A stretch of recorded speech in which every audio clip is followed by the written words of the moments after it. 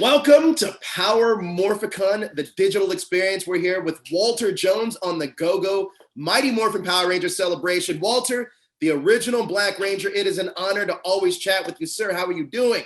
Man, I'm blessed. I'm blessed and aware. That's what I am. How are you? I'm doing great. I'm doing great. Well, here we are. Look, the world got turned upside down the past year and a half, and we're doing a lot of these digitally, but now we're starting to come back live. I saw you a couple weeks ago at the Comic Bug at Manhattan Beach. It was great seeing you.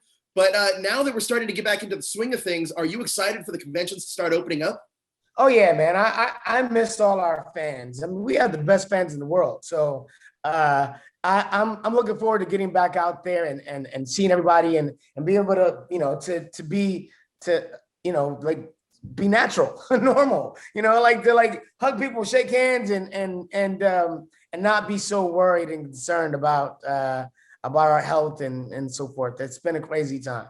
Absolutely, it's been a crazy time. Well, we are on the verge of the 30th anniversary of Power Rangers. We're almost there. Can you believe? I can't believe it either myself. I remember watching you when I was a wee young lad, and here I am getting to chat with you. And 30 years later, the fan base has exploded, and the show hasn't been off the air in almost 30 years. That's crazy to me. It's crazy. I know it's crazy. It's like we started something almost 30 years ago, and it's still here today. The fact that we have generations of fans is amazing. I mean, I'm like, wow. I feel so humbled, and I feel so grateful that our fans have maintained us, that we've still been around for like almost 30 years. That's crazy. It's so wild. I mean, and I'm only 31, so I know it's weird, You literally stopped aging as soon as you got onto that show. You know what's funny?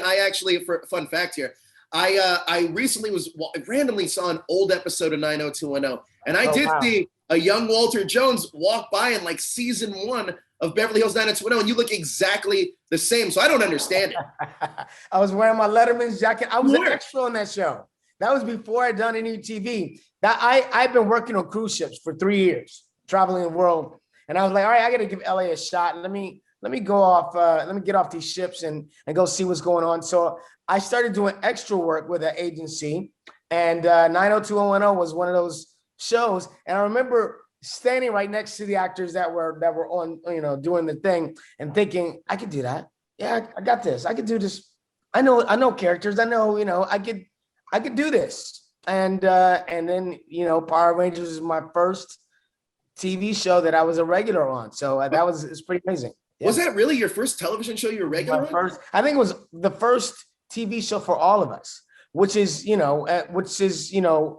part of the reason why we settled for the contracts that we did in the beginning. Now, it's interesting that we're talking about this show that has such reverence from almost 30 years ago, but it is also one of the first shows that had inclusion on screen with their actors, which I found as a young mixed biracial kid myself, I found that really refreshing to see people that are from different walks of life, different paths, and different nationalities come together and be such a strong team.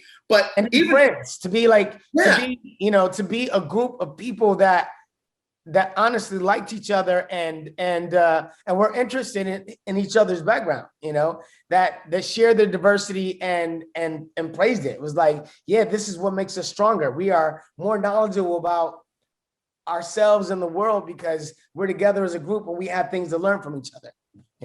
Before getting into Power Rangers, though, you already had kind of built up this almost reputation and had all this like background training, mainly because I know John Barrowman told me that you guys trained together a little bit. Is that right? Doctor Who fans will know John Barrowman. Yeah, absolutely. John Barrowman, Jamie Foxx, Torsten Kay, Amy Gilliam. There's a number of people that came from that school that went on to do amazing things. But yeah, me and John Barrowman, we were working together at Old Town Theater in San Diego. And we did some great shows together. It was like we did some hilarious, crazy stuff. I think I was a dog. I was a dancing dog, and he was singing, and we a number of different things, man. It was fun. But John Barrowman, what a talented guy, what a great guy, funny guy, down to earth, and just like love him to death. Well, the reason I was so surprised that this is your first show, because on Power Rangers, you came off so naturally that I would have never have guessed that was your first time being featured in a show. Well, I've done a lot of theater. I mean, I've been acting since I was, in high school or before that. And so acting was something that came, natural to me. But that was like when I auditioned for the show, the acting part was never the issue. It was never like a concern that I'm not going to be able to play this part. No, the character was very much like myself already. I grew up in Detroit, Michigan, and was the man of the house since I was 4. So I already had this protective nature over people. I wanted to be a good leader. I wanted to be somebody that would provide safety for others around me, and also to be a word of encouragement to people that were my friends. The good thing about Zach, one of the character traits about Zach that I loved was Zach was like your friend that wasn't afraid to tell you that you were messing up.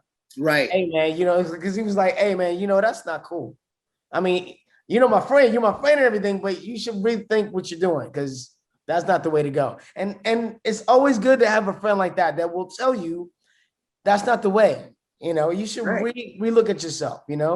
Zach was also, I felt very much so, he was one of the ones that was friends with everybody, like everybody in the school. Everybody, right. How much of your personality was Zach, and how much of the character what did you want to bring to the character that wasn't necessarily on the page when you were getting those scripts every day? Well, what wasn't on the page was, Zach's swag. Right. Zach's swag wasn't there. It was like everything had to be made up. Everything had to be developed. But I can say that honestly, I think Zach was very close to my person, like close to who I am in the world. Among my friends and my family and so forth and so on. Charismatic. Zach was charismatic, and unafraid to go out and have fun and embrace people. He not necessarily the shyest guy, but confident, but fun, but humble. Absolutely. One of the reasons why I think this show had such a success. I mean, mind you, as a kid, I see multicolored spandex heroes, giant robots, and monsters, and I was all in. But now, like, taking a look back and looking at the cast chemistry, that show really hinges on the chemistry that the original 5 of you had. So can you talk to me a little bit about that chemistry and how it developed over that first season of Power Rangers? We started developing our chemistry in the audition process.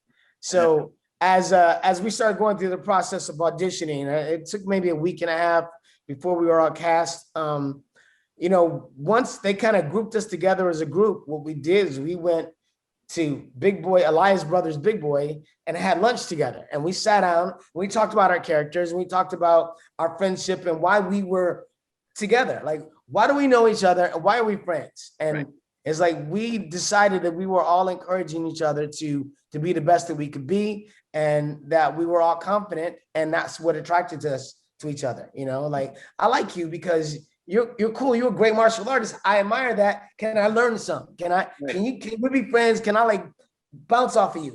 And I like the fact that you're an amazing dancer. I like the fact that you're a gymnast. I like, all these things. You're the smartest guy in school, and you're cool too. You're different, but I like that about you.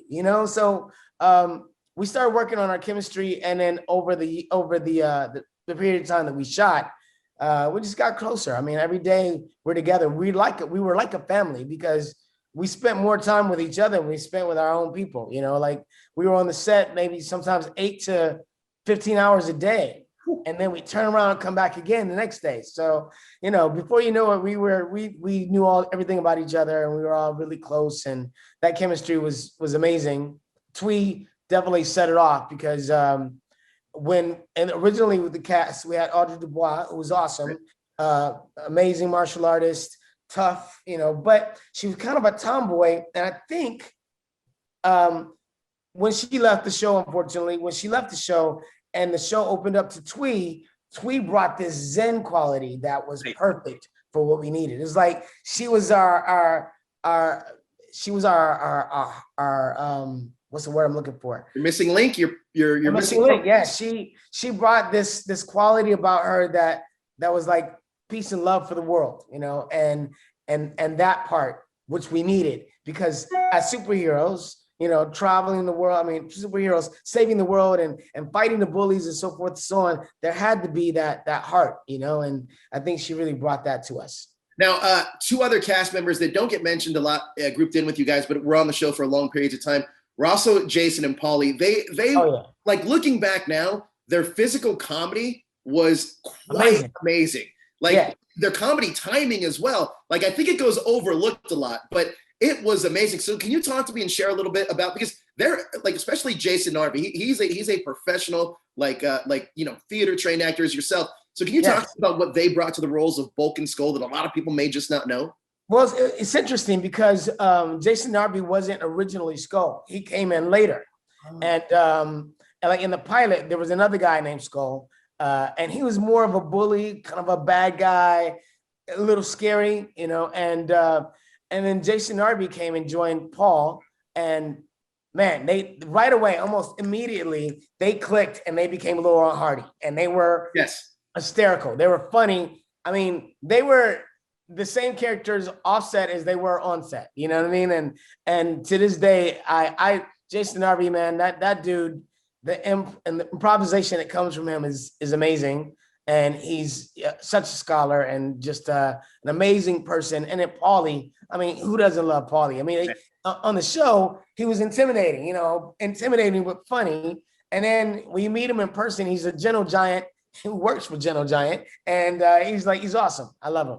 Now, one thing that also is stunning to me is that, and we don't see this nowadays on television, is that you guys shot 60 episodes in one season. We were airing every single day at a point in Mighty Morphin Power Rangers. So I can only imagine that workload. Can you run me through like a typical day of what it was in those early days of Power Rangers?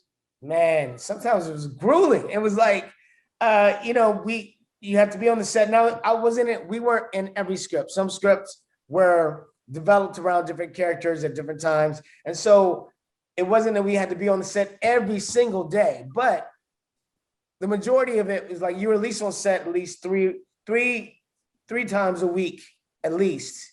And when you were there, we're in at 6 a.m. We get our sides, we do our hair and makeup, we got our wardrobe, you go eat your breakfast, and then we're on the set and we're blocking, and we block our scenes, and then they're going to set up for lighting and everything else. You go back, you work on your lines, you do whatever, then we come out and we shoot. And because we were shooting 4 episodes every 2 weeks, so we were recording according to the set. So if we're in the control panel, if we're with Zordon, the command center, thank you. If we're with Zordon, it was like at one moment we were like looking at Zordon and we're talking about one monster, but now we're talking about another monster. Now we're talking about another monster. It's like, it was confusing to like stay with the script, because it's like, wait, what script are we on? And what just happened? Where's Tommy?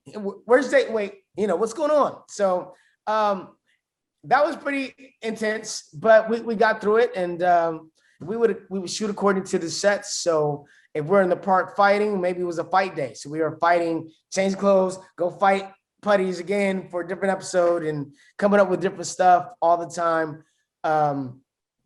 We were in the sun a lot. I was really, my skin got really dark because I was always in the sun. People go, how are you so light skinned now? And I'm like, well, I'm not in the sun every day. I was like in the sun every day, sweating, just like, and which I had no problem with. But it was grueling days. We shoot all day. We probably break sometimes around 8 o'clock. Sometimes we're off at 6. Sometimes we went to 8:30.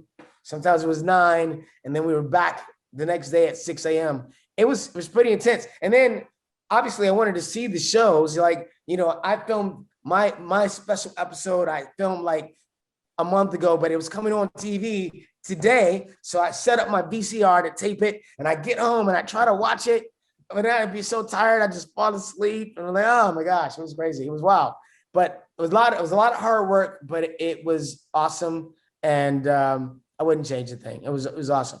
Now, you guys really paved the way for these next generation of Power Ranger actors to come on and don those helmets. But I literally mean don those helmets with you guys, because you guys were probably in those suits, probably more so than any other season after you. And also, correct me if I'm wrong, you guys had a lot of collaborative efforts in order to make your fight choreography look as good as it did. Whereas now I feel like there's fight choreographers that help along the way, but you guys were very collaborative in those early days, right?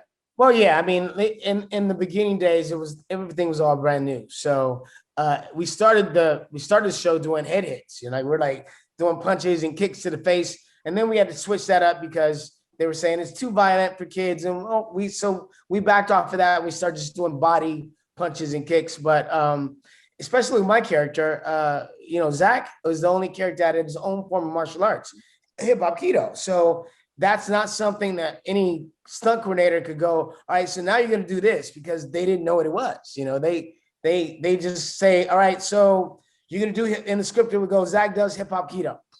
So I would get with the stunt coordinator and some stunt guys, and we would come up with stuff, you know, collaboratively, in a collaborative way. I would know what I was capable of doing, and we come up with ideas. Like I had a fight in the park where, you know, I'm taking breakdance moves and added it to the fight where I fall on the ground. Now the putty's trying to kick me, and I start doing the worm, right? Trying to kick me, I'm doing the worm away, right? I'm doing that.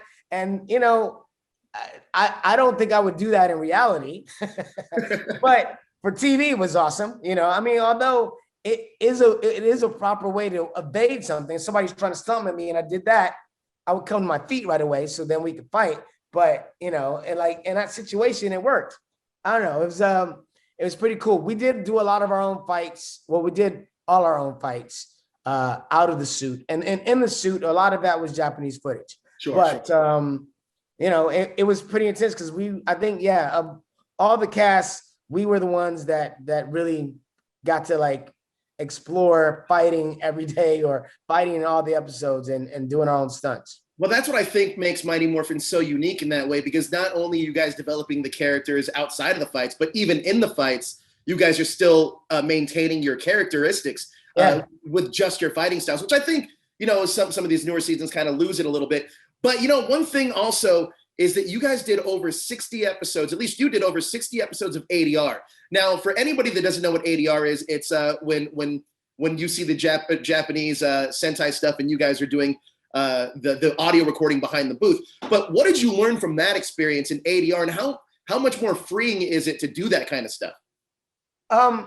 Well, you know, compared to being on camera, you don't have to remember exactly what you did. When you're on camera, if you pick up something and you say it on a certain line, when you do coverage, you have to do it on the same line. You have to do the same movement, so you have continuity. So, you know, it goes from a wide shot to a close up to an over the shoulder to whatever. And every time you have to remember what you did physically and recreate that. With voiceover, that's obviously not a problem.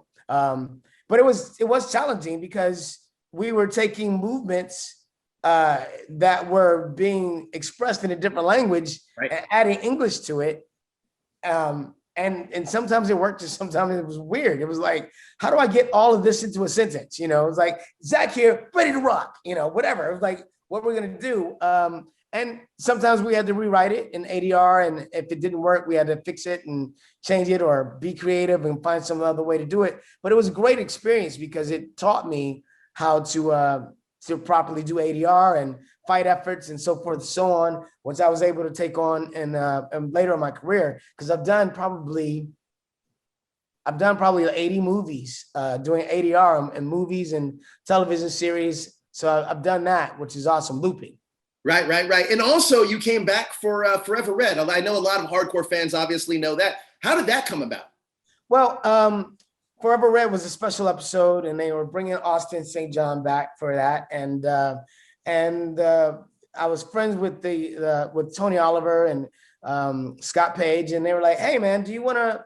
It's a Red Ranger episode, and they're bringing Austin back, but we want you to be there too. Do you want to do a voice, maybe on one of the monsters?" I'm like, "Sure, that sounds fun. That's cool. I like doing voices. I do voiceovers." So they brought me back, and I did some voices, which was fun.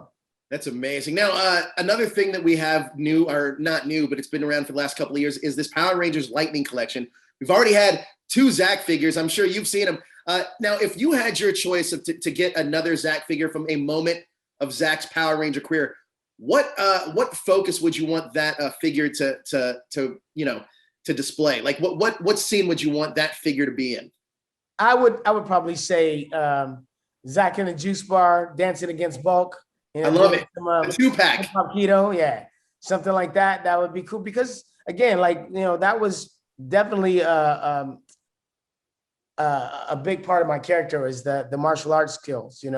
The hip hop keto. That was like that was the thing. It was and it was original. I've never seen anything like. I've never seen anything like that on television for a character. To have their own martial art form that was based off of dancing and gymnastics, and it inspired a lot of people. I mean, like a lot of people went on to watch Power Rangers and become like break dancers or do like learn tricking or parkour or so forth and so on. So it's pretty cool. I love it. Yeah, in pro wrestling now too, the New Day has the Power Ranger outfits now. I mean, it really transcends through all entertainment, really. I mean, it's such a phenomenon. Now, we are on the precipice of this 30th anniversary, and we're already hearing rumblings about a 30th anniversary reunion thing. If that were to come to pass, are you interested in reuniting with everybody one more time? Absolutely. Absolutely. Last time you guys were all together was 2017, right? For the film? Well, and that was the last time we were all together. And unfortunately, we didn't get a full picture. Like Amy Jo was busy doing whatever. And we were like, Amy Jo, come here. And she didn't come. And we took that photo with Saban, and it's like Saban and all the boys. I wish she would have been in the photo too, because that would have been something the fans would have loved. Now, hopefully for the 30th anniversary, we'll get to all be together. Now, if for the 30th anniversary, if this is a narrative thing telling the story of the original team, where do you think Zach would be? Well, I'm really excited about what Boom Comics is doing with the character with the Omega Rangers. So I'm digging that narrative. The fact that not only did we leave to go on a peace treaty, but we actually went on to become intergalactic Rangers, like traveling through different dimensions and different planets to be Rangers at an elite form. I think that's awesome. Look, and you're still Ranger fit, and I can only imagine getting that Zach cosplay, that Omega Ranger cosplay on you one of these days. How amazing that would look. So, that'd be cool. I mean, have you been following the Boom stuff? I have been checking it out. And the fans will tell me anything that I don't know. So I'm digging the Boom comic book series. Just like when we had the first series of comic books, that was fun. But I'm loving what they're doing with the characters and the directions they're going in, and the fact that they get to engage in our lives that in a way that we never were able to. Like the fact that you can go and see us kicking back inside the Zord. That's pretty dope. That you get to see that, and it takes your imagination to a different place. So I love that. And hopefully we can bring that to live action or even animated, because that's another rumbling we've been hearing is an animated Power Rangers project that possibly could be coming. And luckily with animation, as you said earlier, that you have this experience in ADR. How interested would you be to reprise the role of Zach in this animated form? I love it. I mean, like it's a character I created. It's a character I know. And so I would love to be part of that. I mean, to not be part of it would bother me. Like, right. Like that's what I want to do. That's my thing. So, hey. Well, look, I appreciate you taking out the time. And look, now we have the conventions that are going to be opening up. And if you want to see Walter at your favorite convention, please request him to show up. Look, I've met you a couple times in person, and you are a charming and lovely man. And I hope that everyone comes out and sees you, because it's worth the experience alone, especially for longtime fans like myself. So I appreciate it, Walter. I appreciate the time today. Well, I appreciate you guys, man. Thank you so much. Yes, anybody that wants to find out where I'm at, check me out on Instagram at Walter E. Jones, Instagram, Twitter, Facebook, Walter E. Jones, and TikTok, at Walter E. Jones. There you go. And we are not done with the Mighty Morphin celebration. Up next, we got Barbara Goodson and we got Romy Alpha 5. So check it out right now. Romy Sharf, Barbara Goodson, Power Ranger legends. Welcome to the Mighty Morphin Power Ranger panel, the Go-Go Power Ranger panel, the celebration. Now, here we are. For people know who you guys are, but for those of you that are just joining us, please let them know the characters you portrayed on Mighty Morphin Power Rangers. I was the Pink Ranger. Yeah, you were. Best ever. Now, Barbara, you had one of the most iconic characters of all time, Rita Repulsa. Such an amazing voice. I don't know how you found that tone in you, but it's such an iconic character. I'll tell you later. And then Romy, Alpha 5, the beloved Alpha 5, we should say. Beloved. Beloved Alpha 5. Everybody loves Alpha 5. It's such an iconic character. But let's chat about Power Rangers. Now, did you guys think at all that we'd be here almost 30 years later talking about such a beloved show? Never. Did you, Romy? No. Oh gosh, I was happy to get a job maybe that would last 6 months. I'm like, oh, that was that. Yeah. Nope, that continued. Speaking of that, Romy, let's dive into that a little bit. How did you become aware that Power Rangers was hiring, and how did you land the role? I got a phone call from some casting director that I had never met before, that they were doing auditions in Culver City for this new kids show. And they wanted me to come down there like right away. And I was working at a restaurant called Jerry's Famous Deli, very popular place in Studio City, big celebrity hangout. And I was supposed to work, and I called them, and the manager was so understanding. I'm like, I have an audition. I'll be late. They're like, okay, do what you got to do. So I went down to Culver City. I auditioned with Jonathan Zakor. He was one of the executive producers, and did a little bit of robot movement, did a little of what I thought the alpha voice should sound like. And he's like, whoa, that was really great. It's like, well, okay, we're seeing some more people, but I like you. And all right, we'll let you know. I'm like, okay, cool. Went to work, did my shift, got a phone call the next day. I got the part. I'm like, all right. Didn't know anything about the show. Nobody had seen any footage from Power Rangers here because it was all from Japan. So we really had no clue what we were getting into. But you did know that the inception of a character was a robot for a kid's show. That's pretty much all you know. Yeah, that's pretty much all I knew. Yeah, just kind of like a clunky robot. They wanted me to be kind of like a Jewish mother in a way, like kind of taking care of these kids. And yeah, it started off like kind of as one thing, and then it evolved a little bit later. But yeah, I knew it was a robot. I knew I'd be covered from head to toe and who knows what. But yeah, just start with some robotic movement, and that was about it. Now, Barbara, your process for Rita Repulsa, it wasn't as seamless, I feel like. No, well, it started very seamlessly. They called me. I didn't audition. They said, Barbara, we want you to do this witchy character. And I said, okay. And they directed me at doing it as the Wicked Witch of the West. So I did, make my monster growl, like that. And then they fired me. They fired you. They just fired me. They said, we did a market research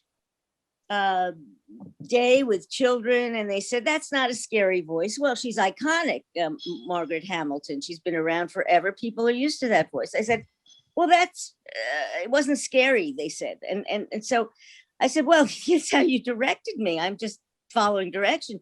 Let me try to do it scarier. And they said, no. They said, no, we're going to have auditions. So I took a deep breath. I said, well, may I audition? And they said, sure, you can audition. So when I auditioned, I was pissed off, and when I went into the booth, I said, I didn't say this, but I thought this, you want it scarier? So I gave it to them scarier, and the rest is history. They gave me the job. And I broke a few microphones in the beginning, and they had to find me a mic that I had my own mic that wasn't as delicate to handle that voice.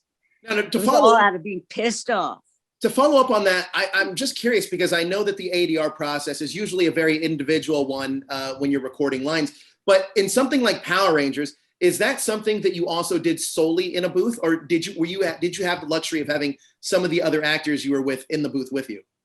Well, sometimes they were sitting on the floor and they'd have to be quiet, or they'd be sitting, Scott's situation, Scott Page pagged her. There was glass, and then there was a couch, and they would try to make you laugh, and you'd have to not look at them so you could focus on what you were doing. There's the planes. So it was you and the microphone. It wasn't like a Wallace session where a bunch of people are, unless we were doing the putties. We did. So no, I was in the booth by myself doing my recording. It was not anyone, because I had to focus on that little mouth, Sure. even though it was pretty abominable what came out of her in the beginning, because there was no footage. The Right. same footage was used over and over again with different words in it, and it never matched up. Now, Romy, you talked a little bit about the voice of Alpha 5 with your audition. Mm-hmm. What did that initial Alpha 5 sound like when you did that audition process? I think it sounded like what it ended up with, pretty much. I'm not the voice, though, of Alpha 5. Right. I'm sure you know that. But what I did on set was, ay, ay, ay. And that's pretty much what they did in ADR then after the fact. I mean, they probably could have mic'd me inside the suit, but they chose not to. So I would read and do the lines on set with the actors, and then they would dub it over later. Plus, they wanted it to be a male voice, but it sounded pretty much the same either way. Sure. Now, just that suit alone had to have been extremely hot and uncomfortable. Chat me up. What's it like under, I mean, look, people talk about being under the helmet, the Power Ranger helmets all the time, but the Alpha 5 costume is something completely different. Chat me up on that experience. Oh yeah, that was something else. Ended up with some back trouble for a while. I had to do a little physical therapy. And then they had to make a rule that Alpha can only be in the suit for maybe like 30 minutes at a time. The whole top was made of fiberglass. And with all the electronics and everything inside, it was very heavy, very cumbersome. And then this giant flying saucer of a helmet that you can barely even see out of. Yeah, that'll cause a little neck and shoulder pain. I mean, all in all, it was just a pain to wear, literally. And then the shoes. Don't get me started on the shoes. Well, usually with costume departments, usually costumes improve over seasons and over time. And it seemed like did the Alpha 5 one ever get more comfortable to wear? No, not more comfortable. It got a little sleeker and better looking. The original iteration of it, it was hockey pads and hockey gloves that they painted. And it was kind of low budget in the beginning. And then it would kind of transform a little bit over time to look better, but it never felt better. It got a little heavier, actually, to be honest. Barbara, I'm going to switch gears back to Rita for a second, because Rita is one of, like, when you think of Mighty Morphin Power Rangers, just Power Rangers really in general, the first adversary that really comes to mind is Rita Repulsa, mainly because it's the main first villain that they have. But you created such an iconic voice with that. And I know that the general direction, as you said, was the Wicked Witch. But how did you expand on that to give it that more menacing sound? And for any voice actors out there, how did you know that you can continue to do that kind of voice throughout the duration of however many episodes it's on for? Well, that's a good question and a hard one, because I had no idea I would be continuing. I just was going to get the job back. That was my intention. And I think that I'm from Brooklyn. I'm a New Yorker. I'm short. I'm the youngest in my family. A lot of talking people, a lot of talking heads in my family. I think I must have built up a couple of years of look at me, I'm here. You know, not being able to go on the scooter rides, not being able to go on the hikes. Oh, she's too tiny. She can't make it on the hike with everyone. You know, just the things that little women get told they can't do. So I'm just a loudmouth broad from Brooklyn, you know. and I know how to. I've done enough singing lessons to know how to use my diaphragmatic breathing and drinking a lot of water and just doing it properly. So the chords work.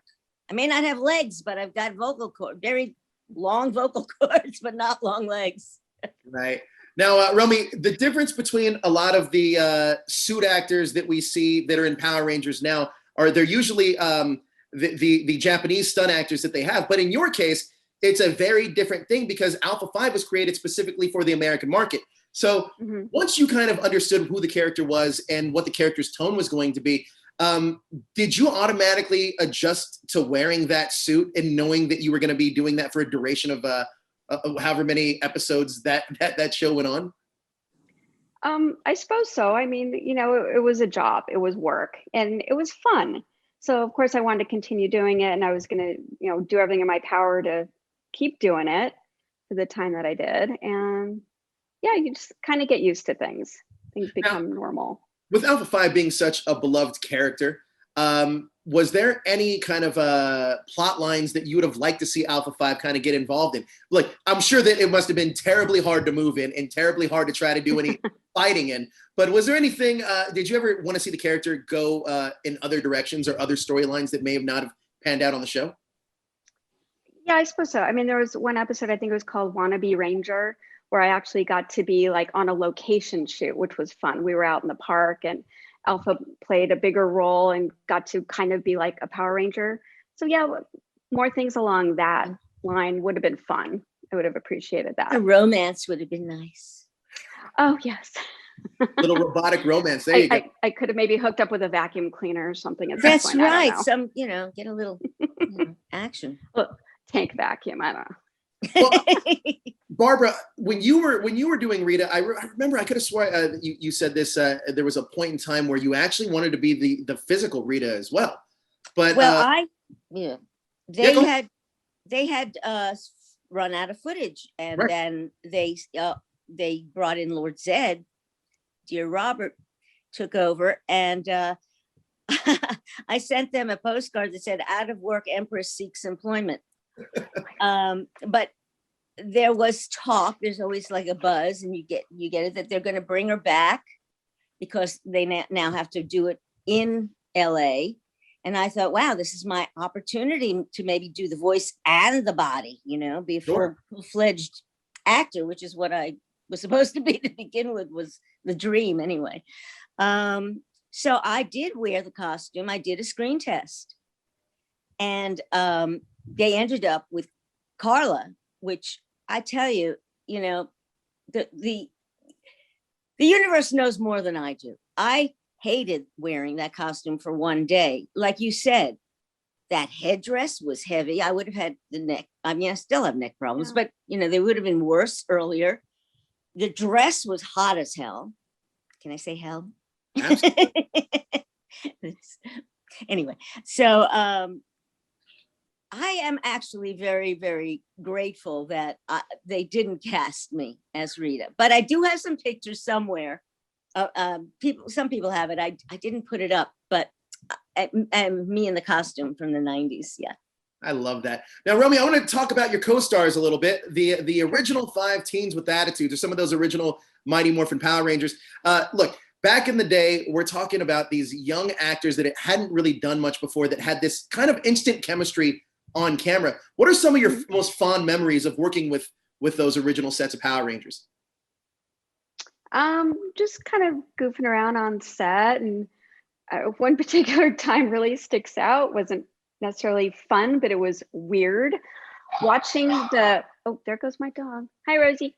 The O.J. Simpson chase on TV was live. We were just like in our waiting rooms, waiting to go on set, and we're like all gathered around the TV, like, what is going on here? This is insane. So I mean, that just really sticks out. I mean, that's just iconic 90s history. Right. But I mean, we all got along great, and had a good time on set, just teasing each other. I think we all had silly string one time. We're like shooting each other as we walk by our dressing rooms. And I missed all that. I didn't get to play with the crazy kids. Fair, Barbara. No, I was stuck in a booth. Rumor has garbage can. Same with poor Zordon. My gosh. David Fielding was never on set either. No, I mean, he missed out on all that fun, all the shenanigans. So off camera, who was usually doing the voices of like Zordon and some of these other monsters they would fight? Oh my gosh, I don't remember. It was probably whoever was assistant directing at the time would maybe just like, read the lines, or maybe the script person. And then we would do it later. We would do it in the booth later, Yeah, is that what you mean? Like while we're shooting, like who's reading the lines? Right, like for us? Yeah, usually, on set, it's usually, I guess it would be the AD or whoever who's acting it out. But I heard in the more recent seasons that they're doing, they actually have the voice actors there that are doing the lines there. Oh, okay. They're still doing them in the booth, but it's just for reference. Just for reference for the actors. Well, yeah, they didn't do that when we were there. Because like I said, David Fielding was never on set. No. I didn't meet him until maybe like 5 years ago at a Comic-Con. Wow. Zordon and I had never met. It was bizarre. And So, it's crazy stuff. It was just yeah. whoever was on set who could read the lines probably just. Yeah, that's what happened with me and Ivan Ooze. We met at a Comic-Con. Oh, is that right? Funny. Yeah, and I didn't realize that he was the guy from, Raiders. And he was my, Ivan Ooze. I was like, wow, and now we, of course, know each other. Well, Barbara, speaking of Rita, because Rita isn't just in Mighty Morphin, she goes on to a few other seasons as well. Yeah. When you get that call back from, because Rita just appeared recently in a thing and they had to redub the voice and whatever it may have been. But we all know that Rita, or like the 30th anniversary of Power Rangers is coming up, and we know that there's possibility of an animation project on the horizon. Is there any interest for you to reprise that role again of Rita for an animated form, or really for any form? I would love to do it, but it depends on how they're doing it and how much they're, if they're cutting corners, which why do they need to? Agreed. Honestly? I would do it in a second. But if they're doing something where they're going to insult the actor once again, or insult the actor a little bit, I'd have to pass, Sure. Now, but I don't want to. With Rita, is there any? I mean, we know that in terms of the storyline, she becomes the Mystic Mother in Power Rangers Mystic Force. Is there a storyline that you wanted to see with Rita that maybe the show didn't get to or hasn't played out yet? Well, I would have loved to do Mystic Mother. I don't know why they didn't have me. I mean, I do voiceovers for a living. It's not like I can't do a decent, kind woman. I do them in so many other things, So it's a little odd that they didn't want to use the same voice actor for Mystic Mother to complete it. But I'm sure at the same time, give another actor a chance. That's nice, for them.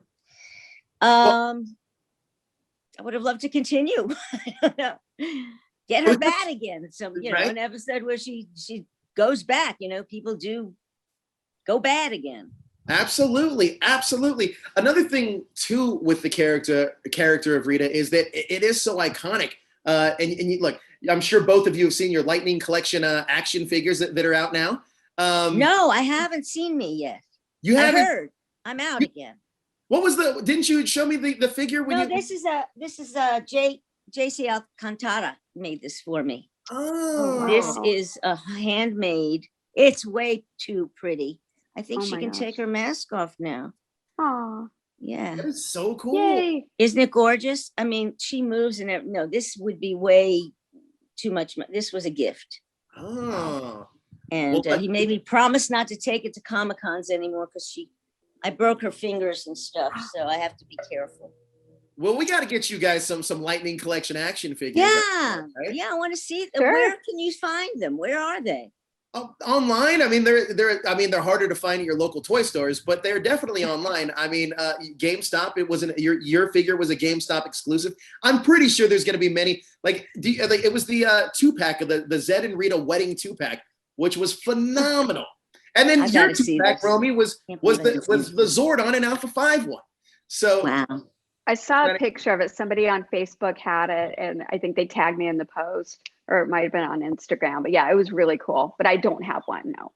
But Barbara, I had a question for you just about voice acting, because Power Rangers happened almost 30 years ago. But was that the show that really helped you, especially in the ADAR, really helped you start discovering other voices and stuff like that? How to get into the voice acting side, or no? No. I was doing stuff before. In fact, I was the go-to boy voice for Saban. Before that, I did Tom Sawyer and Macron, something, Bobby the Bear. I was doing boy voices, and I was doing Robotech for Intersound. Oh, Robotech. And no, I was doing a bunch of stuff. And I had a Kellogg's Fruit Loops commercial before then. And then in the 80s, I was doing Fraggle Rock, Red Fraggle with Bob Bergen. And I love Fraggle Rock. Yeah. Saban was in the mix, but there's a lot of other, That's amazing. Well, here we are almost 30 years later. What are some of your most fond memories that you can look back at the Mighty Morphin Power Rangers experience and think, you know what, that one really stands out? Romy, what was one of the experiences for you? Probably the Christmas special that I got to do. That was my favorite time because they brought all these little kids in the command center, and then they saw me for the first time without my helmet, and I'm like, I was a girl, and they were like just blown away. It was really cute and so fun. And then we'd be on set like right before a take, and then I showed them like how I turned my lights on, everything for the lightning bolt. And they were like, oh, can I turn it on? Can I do that? Can I flip the switch? So I'd have to like, pick a kid that was being really good. Like, okay, you can turn that on now. And it was just neat having that interaction with just kids, and they were having such a great time and just getting a kick out of the whole Power Ranger experience. So that was probably my most favorite time. That sounds amazing. And as a probably I would have been a kid myself. I'm so jealous for those kids that I wasn't one of them on set to do all that. But Barbara, when you look back on Mighty Morphin Power Rangers, what stands out the most to you? I guess going to the Universal show. Oh yeah. And seeing the traffic and the lines and the people, and how not realizing that this was such a big deal. That was shocking and fabulous at the same time. And also one of the rap parties where they had this swing group that was so cool, and and then you get to meet the people that you don't work with because you're in the booth, and it was like, hey, I'm out of the box. I'm here. Oh, Rita, hi. It's so warm and fuzzy. Just being with the group, and the voice actors and I are like a family, a traveling circus. A lot of crazies in that group. So we know each other since the 80s, and this was one of our biggest hits as a group. So it's very, very satisfying to be with your friends and you're all making it at the same time. It was lovely. It was great. I was one of those kids at that Universal Studios event. Oh. So originally it was only going to be one show, and I thought I had missed it because it was packed that day. But luckily we got it. And we'd waited in line. We heard the first show was done, but then they added additional shows. We got into the very last one. And thank goodness we did. It was so much fun. But yeah, that was such a phenomenon back then. And you must have been like 5 or 7 or something. Oh, I think I was a solid, I was probably like a solid 11 or 12 maybe. You were somewhere in that age, right? Yeah. My son was about 5 or 6. Yeah. Well, you have a great story about your son too, about how he says, how come you couldn't have been the Pink Ranger, right? Yeah. The children of the people that do these things are not that impressed, And so in kindergarten, he would say, the kids would come up, Rita, and they would run around after me because all his friends knew. And he had one day where he was supposed to do his show and tell, and he said, don't do the voice. I said, I'm not, it's your day. And we brought in the bearded dragon lizard, and we brought in the cat, Milo the cat, and Calvin, Milo and Calvin, and he showed all his toy, his animals. And then he said, you got any more questions? And somebody raises their hand. They said, can your mother do the voice of Rita? And he looks at me and he says, go ahead. That's great. So I did, but he was like, her again. It's phenomenal. That's phenomenal. Well, look, I know that you're doing still a ton of more voices. Where can people catch some of your voice acting chops? Well, certain things I can't mention, but there's some stuff for Blizzard that's coming out. I'll just say that. That's interesting. And Final Fantasy, a lot of video games lately, but also Sailor Moon, that's on Netflix right now. I'm Zirconia, another evil. She's less gritty than Rita, but you can hear it's Rita. She's in there. Now you're gonna get me watching Sailor Moon now, just to hear this voice. I love it. Okay, it's the movie. It's a 2-parter, and you'll know which one I am. I'm the old ugly one. Sorry, old ugly people, but that's. Like you guys have been amazing, and this truly is a celebration of Mighty Morphin Power Rangers. listen, and if you guys watching, if you guys want to see them at your local conventions, please let your conventions know that you would love to see these two and meet them in person. Get me out of my house. Yes, and you, I know. absolutely. Let us all out. I'd love to see you guys back here at these conventions as well, so we can start doing these in person. It was so much fun. Yeah, go ahead, Barbara. I am going to be somewhere. So let me see. Oh, I'm on Cameo for shout outs, but I'm also going to be, I think I'm going to be at Robo Toy Fest in Pasadena on August 8th. If everything goes well, if the world is still here. And then on August, sorry, I have to look it up. Louisiana Comic Con in Lafayette, Louisiana on the 28th and 29th of August, maybe. Well, they're tentative, locked in tentative dates. Go check them out. And please, again, if you guys are watching and you want to see them at your local cons, please let your local cons know. It's been amazing talking to you guys. Romy, where can everybody find you on social media? On Instagram, the original Alpha 5. Amazing. And Barbara, Find me on there. Where's your social media? I just have a fan page on Facebook. I'm pretty bad with that stuff. I've chosen to be bad with that stuff. I know I'm bad. I'm a villain. What can you do? You're a villain. What can you do? Exactly. But you You're guys, a bad girl. you guys have been amazing. I appreciate everything you guys have done for the show and for doing this. Amazing job. Amazing talking to you guys. So I loved it. Here we are. Power Morphicon. Thank you guys so much. Thanks, Joe. Bye. Thanks for having us. Bye. Bye. Ay, ay, ay.